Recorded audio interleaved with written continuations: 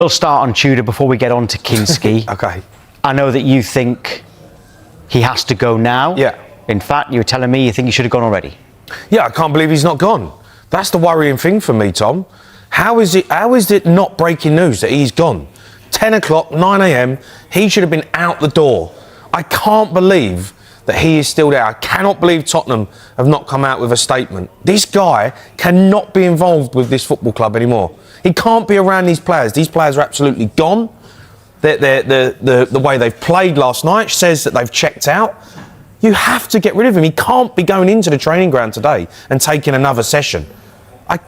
He's just not. He's nowhere near good enough. He's been there 3 weeks. Right? He's lost four games. 4 games. 4 games. Conceded 14 goals in 4 games. We've got worse in every department from Thomas Frank. The whole point of bringing in a new manager is to get a new manager bounce. There's so many things wrong. One, who appointed this guy? You know, that needs to be studied, all right, for bringing this guy in. But 2, you've got to pull the trigger. You've got to get him out of here. You've got to. He's got to go. He cannot be in charge against Liverpool. He cannot take any more training. I said to you, Tom, you know, we're messing around saying I wouldn't have let him on the plane. That's not a joke, by the way, because I don't think these players can actually stand him. I don't think the players want him around him. He's buried their confidence. He's buried their belief, the way he's treated them, the way he's hung them out to dry. The players don't want this guy there. The reason I say don't have him on the plane is because these players have got to travel back.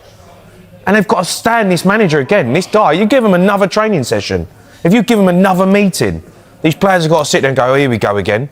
He's nowhere near good enough. He should be gone. And that's why I don't think they should have him anywhere near. When he was asked if he should still be in charge, he said no comment. So can you see him walking? Well, he should walk. If he says no comment, well, he should walk, are you the man? He ain't going to walk. Out of pride as a man, you're not going to walk because you're always going to believe in yourself that you can get a result and you can turn it around. I don't think, as a person and probably the character that he is, that he believes that it's his fault. I think he thinks that the club's in a mess and he's come in and he's took over a mess. But, yeah, look, the club's a mess. The players are not performing. But he is not the answer. He has come in and made this club worse. He has made this team worse. You know, if you're going to make that call and sack Thomas Frank, who had Premier League experience, has been in these dogfights before, you know, knows how to get results from positions in the league, and then you sack him and bring in this guy who's got no Premier League experience, falls out with anyone he's been in charge with. You can tell, Tom. You can tell. I've been a player. You can tell. These players are not having this guy. They cannot stand him. They're not fighting for him. I mean, Van der Ven, literally, he tried to get sent off last night. VAR done him a favour. They actually gave him a bit of a sympathy vote. He should have got a red. There would have been 2 reds in 2 games. But they don't want to play for this guy. They do not want to be out there. But it is 4 games. The Champions League, where a lot of the fans were saying, don't worry about it.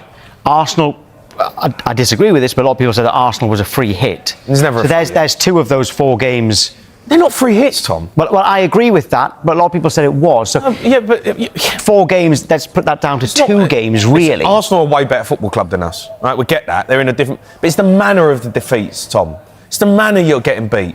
You can get beat by Arsenal if you put in a decent performance, you press, you go after them, and you're just not good enough because Arsenal are better. That's fine. Fulham, shocking performance. Crystal Palace, embarrassing performance. No fight. And then that.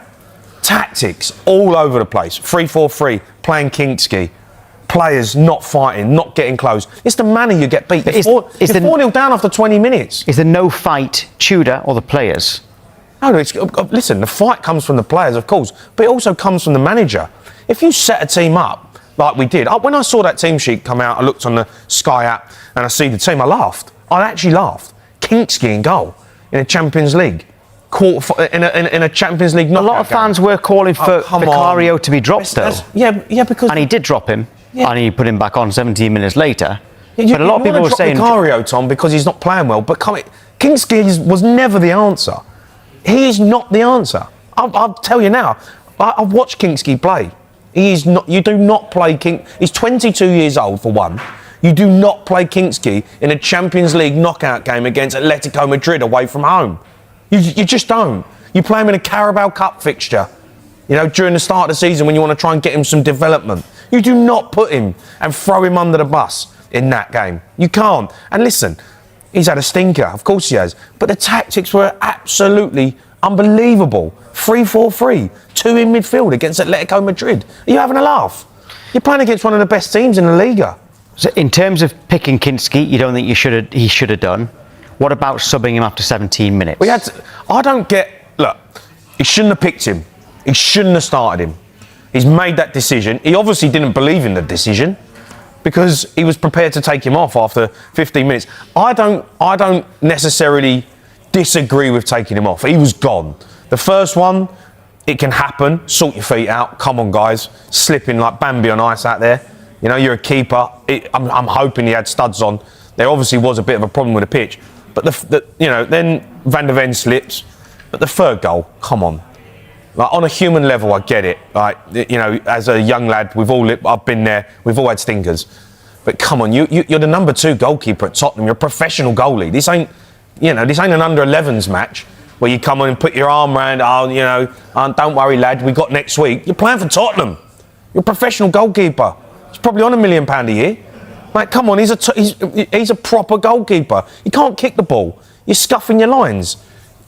I get it on a human level. You feel for him. Like, I totally get it. He's 22. I get it. But, the manager had to take him off. He had to take him off. And then after that, obviously, just to completely pie him, he walks down the tunnel and, that just... his manager didn't... Well, he snubbed him's the right word. Yeah, he snubbed him. He snubbed him.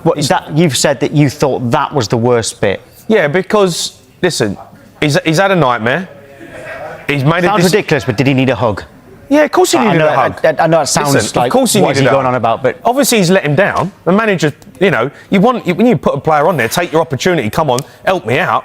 The manager's under pressure, so obviously he's hurting inside. He's probably boiling, thinking, how have you done this to me? I've put you out there and you've embarrassed me. So he's had to make a decision, but then there, as a man manager, when you're meant to be a top manager, you're managing Tottenham. In that moment, you've got to be a man manager. You've got to manage that person because, he's a young lad. He's going to take that. He's going to be in turmoil. The problem you've got is he's not thinking about the future. Igor Tudor's not thinking about the future of that player, that his mental state, his confidence in him moving forward because he ain't going to be there. He's just thinking about now. He's selfish, Igor Tudor. I need results now. You've let me down. I don't care about your welfare. I don't care about, putting my arm around you because I ain't going to be here. That's the problem. And Kinski's walked off and his man management skills there are absolutely terrible. You can tell they're terrible anyway. I don't know if you've seen the second half. Spence got substituted. Spence had to go back. He snubbed him in the second half. Spence didn't even shake his hand, the manager. Spence had to go and tap on his shoulder and shake his hand after he took him off. He's making a point. The players are not having this manager. And the only thing what I did like was when Kingsley went down the tunnel, the players followed him. 2 players, I think Palhinha, I think a few of the players went down there, got their arms around him. Romero went up to him, gave him a hug. So that to me says there are players there who are, that they want to help each other out. They want to help each other out. The manager, no chance. The manager is hanging them out to dry, all of them. He has to go. He has to be sacked. Has to be sacked. Well, this is what the manager said about Kinski's performance after the game. No, it happened very rare things I'm coaching 15 years. I never do like this thing. It was necessary to preserve the guy, preserve the team. Incredible situation. Nothing to comment. You see. It was before the game right choice to do, right choice to do in the moment like we are, with pressure on Vicario, another competition. Tony is very good goalkeeper, so it was for me right decision. After happened this, of course, it's easy to say that it was not right decision. So he's saying it was the right thing to pick him. It's a terrible decision. Tom, it is a terrible decision. I don't know what he's going on about. Oh, I get it, Vicario's not performing well. Vicario's an international goalkeeper. He's under pressure. And I get it, he's not good enough. You can't put a 22-year-old in a Champions League knockout phase against Atletico Madrid away from home. That is terrible man management. You are putting him under so much pressure. Like, he ain't good enough. If you're talking about a young goalkeeper who is expecting to be a star goalie, then I could almost maybe go, okay, let's give him an opportunity. But he's not that. He's always going to be a number 2 goalkeeper. He's never going to be a Spurs number 1, ever. Spurs will sign 2 or 3 other goalkeepers before they let him be the number 1. He's never been good enough. So to throw him in the deep end like that, I thought it was how can he turn around and say that was a good decision? It's a terrible decision. So if, let's say they do change the manager, which they haven't yet, by the way, if they do, what happens now? Well, you have got to get someone in at this football club who... There's 2 options, Tom. Someone who knows the football club, knows it inside out, knows them like what a decent mentality, has been there when there's had success, has had, you know, a decent run with a squad of players, or you get someone in who knows the Premier League, who has been involved in the Premier League this season, has been around the Premier League, you know, is managing at the moment, might not be in a job, but right now, but you can get a tune out of these players. Tottenham are in disarray. You do not need a tactician. You don't need a tactician right now. You need a man to go in there and make these players feel like they're the best players in the world. Because they are on the floor. They're on the floor. Their belief, their confidence. And listen, some of these players, Tom, are not performing. They're miles off it, but they're not this bad. I've seen Pape Sarr play really good performance. I've seen him play against Man City and run the show. I've seen Javi Simmons play top performance. I've seen Archie Gray play well. I've seen Jed Spence play top performance. He plays for England. Van der Ven, we talk about him being a top centre-half. I've seen him play well. They're not this bad. They are not this bad. Their belief and their confidence is on the floor. And it's because of this manager who's come in.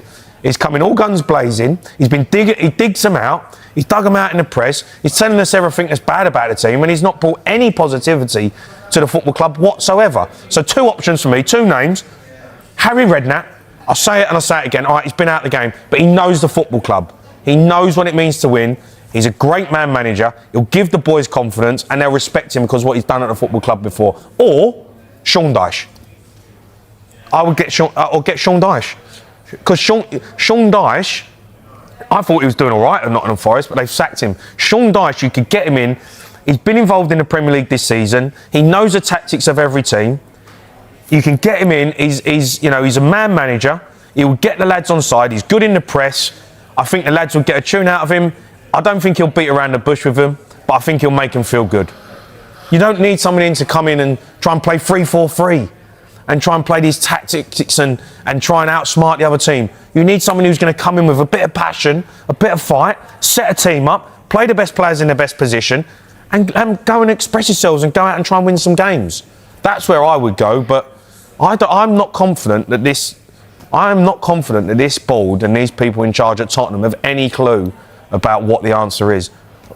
1, because they brought Igor Todor in, and 2, they haven't sacked him yet. Well, we're going to get into those names you've mentioned. I thought it was a very frustrating performance. Didn't do enough at the top end, even though they had enough chances. And they were really vulnerable at the back, which I haven't seen for a while. Anything that went into the penalty area, they looked as if they were going to concede. And I think Ibu Konate had a night that he should quickly forget, really, because he looked in 6s and 7s at a lot of time of the evening. Yeah. Joe, what did you think of it overall? Was it a difficult game for Liverpool, or actually do you give Galatasaray credit? I'll give Galatasaray massive credit. They were on it to the very end.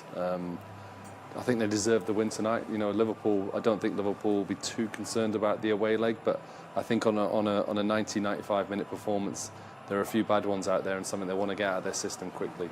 Well, let's go back to seeing the only goal in that game, and this was Lemina's goal, his first Champions League goal, Maka. Yeah, again, Osimhen at the far post just heads it back into a danger area. You know, nobody really picking up the big number 9. As I said, Konate's just standing there on his own. I'm not necessarily blaming him because he's marking an area, but you have to appreciate who the danger man is, and it's Osimhen.